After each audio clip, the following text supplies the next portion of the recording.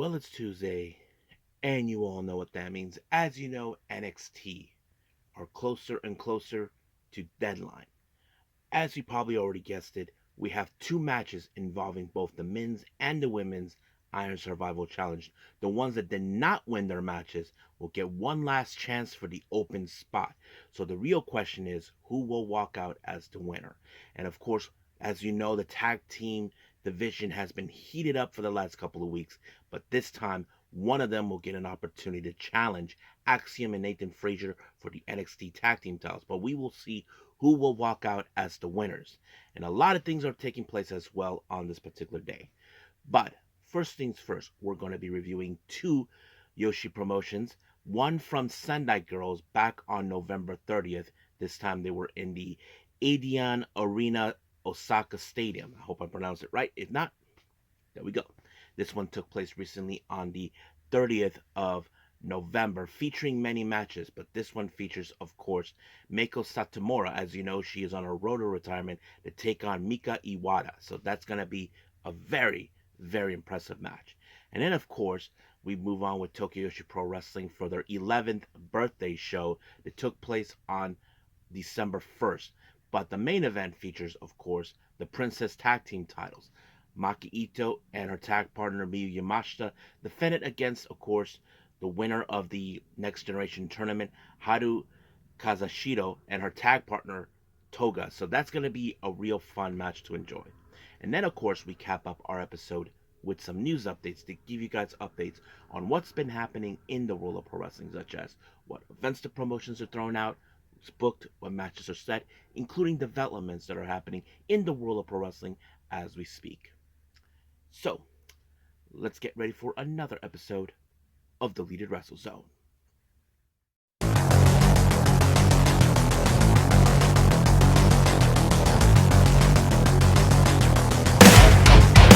Are you ready? Get up, get up! Get up, get up! Get up, get up! Get up, get up!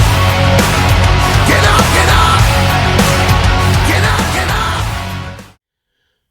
Hey everyone, welcome to the Deleted Wrestle Zone. All things that it's pro wrestling with AEW, NXT, New Japan Pro Wrestling, TNA, National Wrestling Alliance, various promotions, wrestlers, matches, and championships. I am your host, J-Rod here. So, if you are new to the channel, welcome. This is a channel where we do a lot of pro wrestling reviews from various promotions, not only here in the United States, but also in Japan, Mexico, Canada, Europe, the UK, anywhere in the world where pro wrestling is not as big, but it continues to grow. We also, of course, do discussion videos, talk about various topics such as the wrestlers themselves, the promotions, factions, storylines, whatever we want to talk about. We also, of course, do more news updates. If certain information was unable to be on this episode, we can either put it on the next episode or on a separate video by itself. We also, of course, do real-timing news updates to keep you guys on alert if something has happened in the world of pro wrestling that needs to be addressed ASAP. We also, of course, got the Unagi Sayaka Watch and various other cool wrestling content as well. So if you like what you see, please subscribe to us. So click on that subscribe button. You'll be getting a lot of daily reviews and other cool wrestling content as well. But if you like this episode, please give us a like on the like button or a nice comment in the description down below. Now, all introductions have been set aside. I believe it's time to ride into the sunset. So, let's begin with our very first review, and this is from the Joshi promotion, Sendai Girls.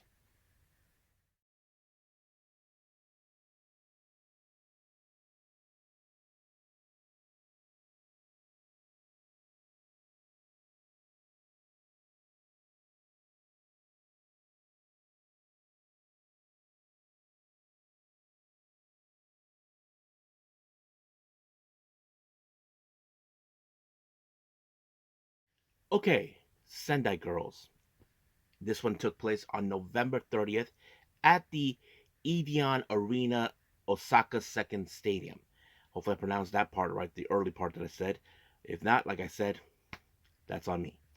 So, nothing too significant except, as you all know, we are on the road of retirement for Meiko Satomura, so she will be in our main event for this particular day. But let's begin from all the way to A, and then we'll move on to Z.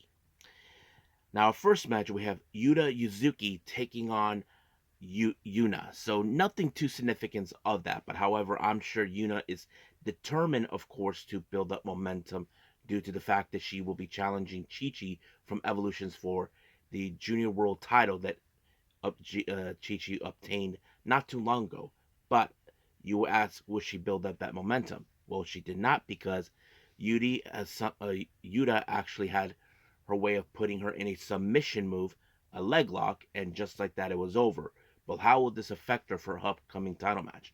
That's something we will have to wait and see when we get there. Our next match, our current Sendai Girls Junior World Champion Chi Chi faces against Miyuki Takase. Now, of course, Chi Chi will definitely try to build up her momentum too, before her title match against Yuna. But however, she's facing a wrestler who has a bit more experience than her. So that kind of plays out pretty well. This could be a good challenge for her. But unfortunately, that did not happen. Now, I'm not sure exactly what Miyuki applied, but it looks more similar to a Falcon Arrow, but it did the job done. So basically, you can tell that both Yuna and Chi-Chi did not build up no momentum whatsoever. So I think we can safely say everything will be just fine. Now, our next match, we have a bit of a tag team match. We have Bobo Momo Banana, consisting of Yurika Oka and, of course, coming from Marvelous, Miyu Momono, taking on Manami and Ryu Mizunami. Now, what's interesting of this match, many of you would think, okay, if you guys have noticed, both these tag teams are, in fact, former tag team champions. So basically, you ask yourselves, who will be the lucky recipients, the challenge, of course, Lena Cross and Venny for the Sendai Girls tag team titles? That is a good question. I think that's what the story is about. However, I think you can say who will build up that momentum on that particular place. I mean, to me, I was a bit biased when it comes to this match because both teams are great. You know, they have like their own unique style and cohesion how they are. But in the end, it was, of course, Yurika Oka who pinned Manami, and just like that, it builds up momentum for Baba Momo Banana to build up that momentum for a shot of the tag team belts. So we will see when that day comes for them. Our next match is the match of powerhouses. We have, of course, Hanako coming all the way from Stardom to take on Big Hash herself, Shihiro Hashimoto. Now, Hanako, as you know, she has been very impressive as a powerhouse for a while now. She does the JP coaster, but when it comes to someone who has more experience than her, like Big Hash, you would tell that she has the much better momentum. Now, don't forget, Big Hash does have some power bombs that she will put her away, but it didn't end that way because Big Hash finished her off with a lariat, and of course, just like that, 1, 2, 3, adios. But however, there was a post-match promo that took place. It appears that Micah had something to say. Yes, Micah was there in support of Hanako, and that's how it happened. So I wouldn't be surprised that somewhere down the line, Micah will challenge Big Hash in a match in Sendai Girls or in Stardom. We know that Big Hash recently has been in a match in Stardom before, when she faced a Shooty last year. And I think that sets it up right there. So we'll see. Now, our next match, we have a 6-woman tag team match. We have Zones. She teams up with the current tag team champions, Lena Cross and Venny. They take on Hiroyu Matsumoto, and our current world champion, Dash Shizako. So you will probably ask yourselves, okay, nothing too significant, but I mean, you would guess that if someone pinned either Lena or Venny, you would think someone would get a chance of the tag team belts. Or if someone pinned Dash, who is the current world champion, someone will definitely try to get a shot. That's always been the case. But however, in this case, it was Dash who picked up the win when she applied her frog splash on Zones. So basically, that allowed her and her team to win. But however, she did a little post match promo. I don't know what she was referring to, but it seems that she was either having a little chit chat with you. I don't know what's that about, but I don't know if she's determined to challenge her. But right now, she does have a championship match against Meiko Satomura later on this month, I believe. But we'll see where that leads. Now, our main event, Mika Iwata taking on Meiko Satomura. Now, this match happened at prior before Mika Iwata lost the world title to Dash. So basically, it just went ahead anyway. But you can guess that those who know this, Mika is in fact a homegrown girl of Sendai's. So basically, it's more like teach the student versus the teacher. So it's more like how you can say who's going to be the lucky recipient to take out the teacher. That's always been a good story to tell. But unfortunately, the final boss walked away as the winner to prove her supreme when she applied the Rising Scorpion. So just like that, it was over. So we will expect more of Meiko Satomura for her upcoming matches. So we'll see what happens down the road. But for now, we are done with Sendai Girls, and let's get ready to move on with Tokyo Joshi Pro Wrestling.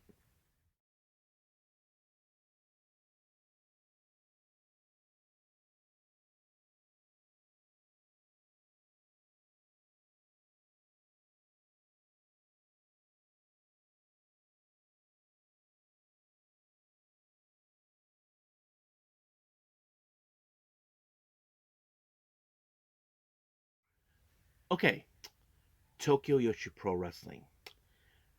The 11th birthday show. This took place recently on December 1st at the Shinagawa Prince Hotel Club X, which is in Tokyo.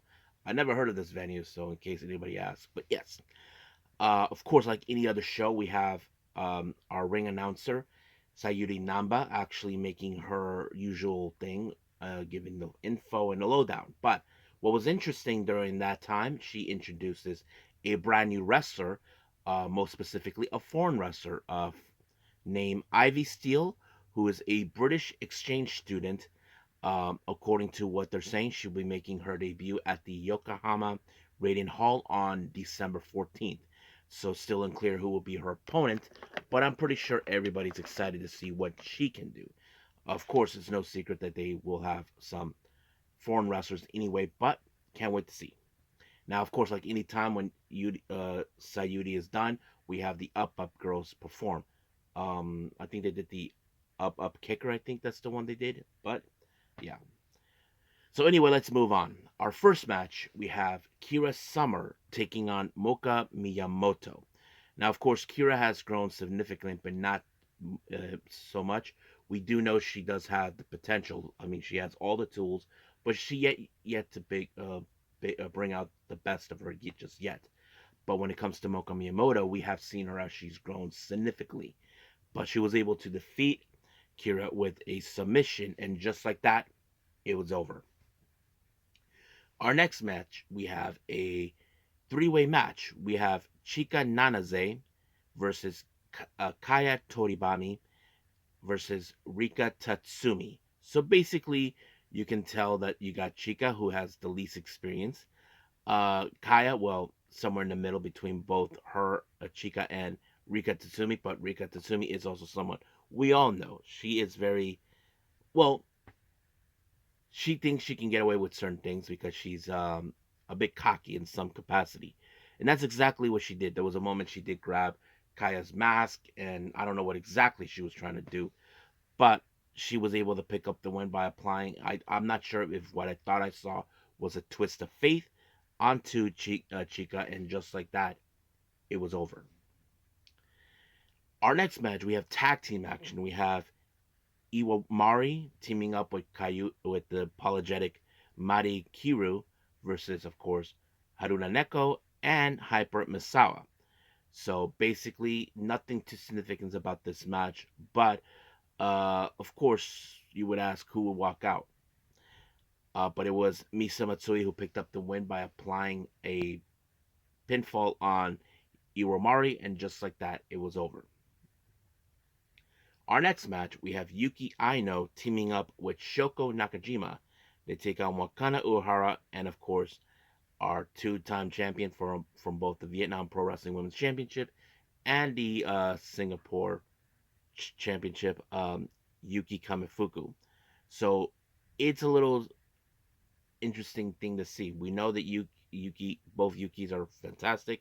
So it's Shoko Nakajima, but Shoko Nakajima applied a very impressive submission on Wakana, and just like that, she had no other choice but to tap out of nowhere.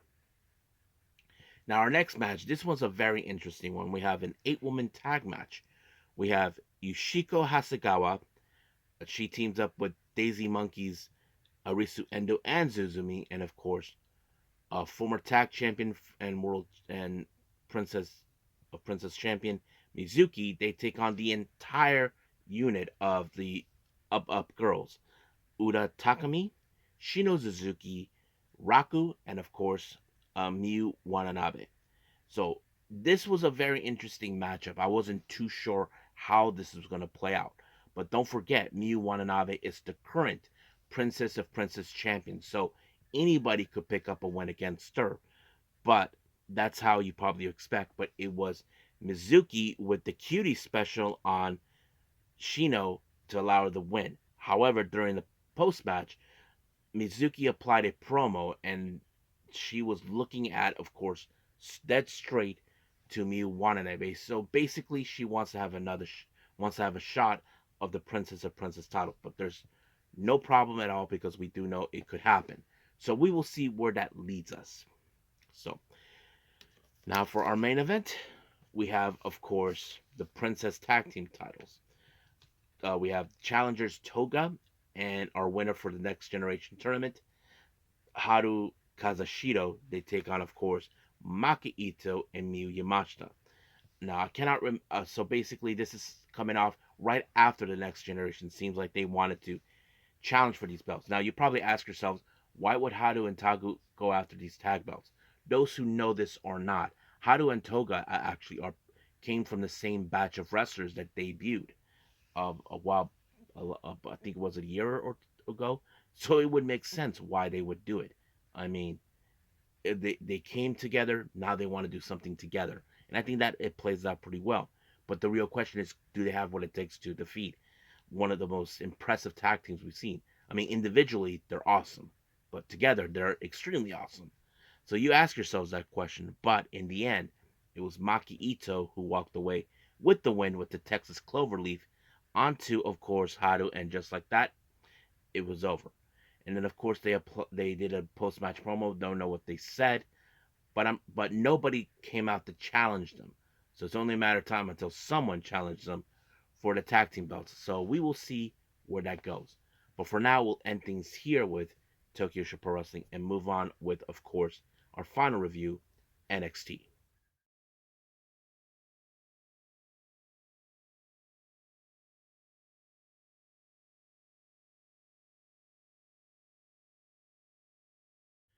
Okay, our final review, NXT. As you know, we are now getting closer to deadline, but however, it does not end there because, as you know, the ones who lost their respected matches in the Iron Survival Challenge will get one last opportunity for the final spot in both the men's and the women's. So, the real question you ask yourselves, who will walk out as the winner? So, let's begin, of course, with the women's last chance Iron Survival qualifier. We have Jada Parker, Ren Sinclair, Kalani Jordan, and Cora Jade. Now, each of these women want to prove something to themselves. Of course, Jada Parker has been making a motion many times. Ren Sinclair, the same thing. Everybody else has. But how will this play out? Well, you can tell. But however, as you know, the feud with Jada Parker and Lola Vice continue once again. There was a moment where, of course, Cora Jade was taken out, but later, of course, Jada Parker was intending to take her out until Ren Sinclair accidentally got in the crossfire of the spinning back fist by Lola Vice. But in the end, she pinned Cora Jade, getting into the final spot. I don't think everybody expected that. It was like, what? I think many people either probably expected Kalani Jordan or possibly Cora Jade. Who knows? But it did not happen in the fashion. But Ren Sinclair walked away with the win. Now, as you know, Sarah conducts an interview with Eddie Thorpe, talked about what happened last week. As you know, of course, Eddie Thorpe has been acting up a lot recently. As you know, he felt that he was cheated out from the qualifier match, and of course, feeling that they overlooked it. But however, no one cannot deny about what happened to the general manager Ava until Shawn Michaels pinned him through the wall. But Lexus King tried the reasons with him a lot. So he said, if I was the one in power, I'd be the one to suspend you. But he's not. So we'll see where that goes. Now, Jada Parker, as you all probably guessed, she is not happy. She thought in that hardcore match back a few weeks ago, that was the end of her and Lola Vice to focus on bigger things. But it seems Lola Vice refuses to let it go. So basically, Ava Reigns, general manager Ava, decided they're going to take this matter as a deadline in the NXT Underground match. And of course, Lola Vice got in, tried to get in her face. She ended up getting knocked down. So we will see where that goes. Now, of course, this little love story, it continues to play on. Carmen is having chit chat with Dion Lennox and, of course, Brindley Reese. They don't know what to make, what's going on. And of course, Carmen received a bouquet of flowers from, we all can guess who it is. Yes, Ashana Dean Adonis, but I don't know what's going on in that department. Now, in the last few weeks, we have noticed the tag team division in NXT been heated up. You probably can guess why. Many people can say that, of course, our current tag team champions are not taking things seriously because they're focusing on the Iron Survival Challenge. That's been the bigger case. But you got guys like OTM, the Core Catch Crew, Gallus, many others are trying to plead their cases. So it was decided that there was going to be a battle royale. Now, the rule is this: if one person of the tag team is out, the other has to remain to represent the team. But once that person is out, they're done. So I wasn't too sure. Now, if you guys ask me, who would have I liked to see win? Well, to be honest with you, I would like to see Hank and Tank. They were very, very impressive. They deserve to have a shot at the tag team belts. But out of nowhere, it was No Quarter Catch Crew who won the match. Miles Bourne and, of course, um, Tavion Heights. You wouldn't expect that. But we did see a moment where, of course, everybody was happy. You know, Heights and Bourne tag team shot, and of course Ren Sinclair involved in the Iron Survival Challenge. So that's got to be big for them. So we'll see where that rolls up. Now, as you all know, we did see Eric Bischoff. He was showing up. Now, many people may have heard what happened, that he took a shot of AEW, like not indirectly, but in some capacity to send a message. But he was there to mediate both Rich Holland and Trick Williams. As you know, they both will face off at Deadline. It's Rich Holland, ever since he broke away from Chase U, he wanted to go on his own and get the NXT title. That's always been the bigger case. But of course, things got a little crazy when Rich Holland did the Redeemer onto Trick Williams through the commentary table, and just like that, it was over. And of course, Trick Williams was stretched out in the stretcher, and just like that, we'll see what happens down the line. Now, we did see our next match. We have Nikita Lyons taking on Carmen Petrovic.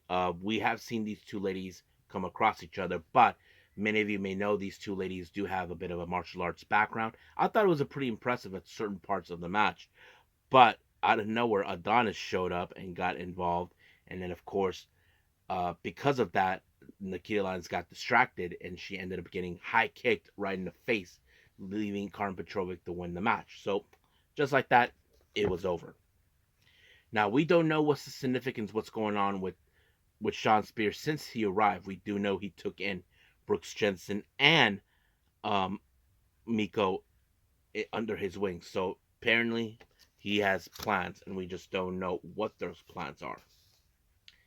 Now, our next match, we have Izzy Dame taking on Gigi Dolan. Now, it's been a while since we've seen her. We did saw her return after, well, I couldn't say attack, but more like surprise attack against her former tag partner and friend, Jay-Z Jane. But she faces against Izzy Dame and, of course, Tatum Paxley by her side. But what's interesting during the match, we did see Sean Spears. Now we don't know he's trying to do. So basically, there's that. But there was a moment where Izzy Dame did kick out Tanning Pex for no reason, but Gigi Dolan was able to walk out with the win when she applied the Gigi driver, and just like that, it was over. Now, Sarah conducts another interview, this time with Javon Evans, and he had a great time saying hi to someone he actually knows, and everybody knows him too, X-Pac. So that's a real fun moment. It's like being a fanboy meeting one of your heroes, so that's kind of fun to enjoy. Now, our next match is the men's last chance Iron Survival Challenge. We have Lexis King, Cedric Alexander, Axiom, and Eddie Thorpe. So you ask yourselves, who will be the most luckiest person to walk out as the winner? That is the obvious question. We just don't know. Now, some of you may think, I don't know, like who would do it. But the one thing I can tell you how this ended, Axiom had this match won. He applied the golden ratio on Lexis King, but it was Eddie Thorpe who pulled him out and took advantage of it and make a pin himself. And just like that, it was over. So he takes the last spot, and he was very happy about it. He even spoke to Stevie Turner and Mr. Stone about it. But later on, there was a moment where there was a video where something happened. Eddie Thorpe was attacked. It's still unclear who it was. So there's going to be a lot of suspects. So the real question is, how will this affect for him to be participating in Deadline? That is a good question. So we will see what that hopes. But however, this event does not end. As you know, the NXT Women's Champion Roxanne Perez does a promo, but she had a surprise visit with Solruka, Saria, Stephanie Vakir, and Julia, and it became an all brawl. Roxanne Perez might have thought she was not going to get involved. Well, she got herself involved with Ren Sinclair. So that's how things ended, basically.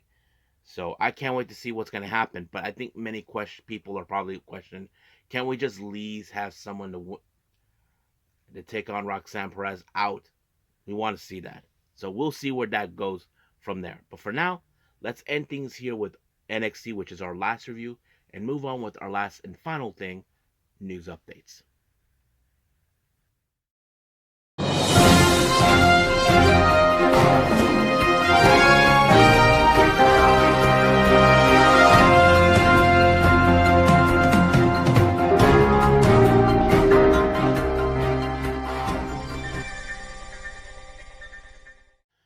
Okay, so welcome to our news updates. So let's begin with upcoming events with the promotions. Majority of it, as you probably can guess, is GCW. So we have that today. Now, as you know, this coming Friday, we have the Tampa show, Ransom. 2 matches have been announced for that particular day. We have the GCW World Tag Team titles. Violence is Forever will defend the belts against Matt Cardona and Broski Jimmy. So we'll see where that goes. And then we have, of course, Effie versus Jai Vidal. Now, the following day, on December 7th in Atlanta for Mastermind, Jack Cartwheel will take on Fuego del Sol. And then, of course, on the 13th of December in Phoenix, Arizona, scene of the crime, we have 2 matches that have been announced. Sidney Akeem versus Ray Horace. And then, of course, we had Joey Janela versus Willie Mack. Then the following day in LA for Highest in the Room 3, we have Sidney Akeem versus Willie Mack, Mance Warner and Broski Jimmy taking on Los Desperados. And then on the 28th of December for Take Care in Seattle, it was announced that Super Crazy will be participating in this event. And then, of course, we cannot forget on the 10th of January of 2025 in Rochester, New York, Rhino will be there. So that's right, ECW legend will be there. And then finally, the People versus GCW on the 19th of January of 2025 in New York City. We have a number 1 contender spot who will be facing against Mance Warner for the GCW title. Will it be Effie or his former friend and tag partner, Alley Catch? So we will see what happens. Now, for our upcoming events, we have 2 more promotions with their upcoming matches. We have West Coast Pro for the Only the Strong survive on the 10th of January. Los Suavecitos will be in action to take on Ichiban and Miracle Generation. And then finally, on the 11th of January of 2025, Josh Alexander versus Kevin Blackwood. It was now been confirmed that this will be his final match in the indie wrestling scene. So we will talk more about that. So let's talk about that right now on the development side. It was confirmed from Chris Van Vliet that um, Josh Alexander will be a free agent on February 15th from TNA. So it's still unclear what's going on. Now we do know that some ever since that whole crossover with NXT and TNA that we've been seeing wrestlers making their transition. Now I'm not sure if that's the case we're seeing with Josh Alexander, but we will see. It's still unclear what's going to happen from here. There's no mention if he's going to resign with TNA or is he done with them and ready to move on to the next level. That is something was still unclear where they're going to go. But for now, we're leaving things as that. For any wrestlers in the New York area, if you guys are interested in becoming wrestlers, we do have the House of Glory Wrestling School open house taking place on the 25th of January. So if you guys never heard of this, this is the promotion school run by the Amazing Red. So if you guys are interested, we do. I will leave the contact information. It says contact at um, hogwrestling.net. So I'll say it again. Contact at um, hogwrestling.net. So you should get in contact with them. Now, some interesting other things that we're going to talk about. Many of you know this wrestler, Juventud Guerrero. Now, there's been, of course, tensions between Juventud and his father, Fuerza Guerrera. So basically, he did stated this about him. I don't know if you guys say this. He says recently Juventud uploaded a post mentioning that Fuerza has never supported him as a father, who respects and admires him as a fighter, but as a father, has a lot of resentment and jealousy because he never achieves what he achieves. So basically, you can tell that the father is very, how do I say, jelly or something. I mean, he should not be jealous of his son. I mean, he made his own move. I mean, look, it's not easy for wrestlers who are second generations, third generations to try to live up to the reputation of their parents. I mean, Juventud is his own person, how he created himself. I'm not going to lie about that. And you guys probably would agree with that. So we'll see. Now, you guys may have saw what happened this past Monday on Raw with Big E and Kofi and Xavier. Well, it appears that his girlfriend, Chris Yim, sister to Mia Yim, apparently had some things to say about what just transpired. You know, this is what she said. When we bought our house, I was looking for the boys, Kofi Kingston and Xavier Woods, to come. I was mentally planning to make two different meals for to satisfy Kofi's vegan plate and Xavier's toddler plate. But since you all want to be ungrateful crybabies, you can all choke now. And this is what Xavier and respond. It looks like I dodged a bullet by not having to pretend I enjoyed a bland meal. Food should be tasteless on your solo career to satisfy your undeveloped taste buds. So basically, she is not happy how they treated Big E, and I don't blame her. I mean, she has every right to defend her man. I mean, any woman in their right minds would do that. I mean, ladies, would you do that? Would you defend your man? I know you probably would. So we'll see where it goes.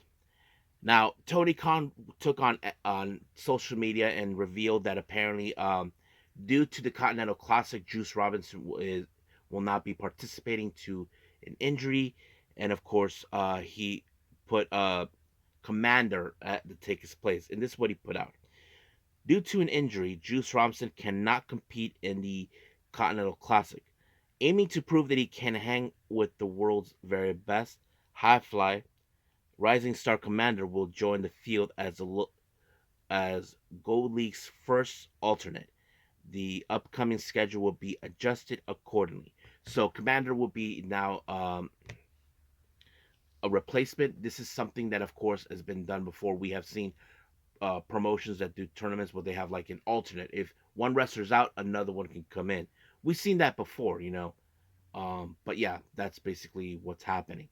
So we'll see what happens with that. But for now, I'm just gonna say this: that I think it's time to call it a day. Well, I hope everybody enjoys this episode. Coming up, as you know, we have AEW Dynamite, and I believe we are still continuing with the Continental Classic. I don't know how things will get, but you probably saw already on the news updates. Commander will be the alternate for Juice Robinson since he'll be out. I don't know what will play out. I haven't decided yet if there's any other reviews I want to do, but I want to keep this one short as possible due to the fact of my work schedule for this week. We'll see what happens. I may only do either one or two, depending how my day is, because there's the possibility. Because how do I say this? Another situation's coming in for the errand on Wednesdays, so we'll see. We'll just play it by ear. So for now, I'm just gonna say this that I will see you guys in the next DWZ time, same DWZ channel.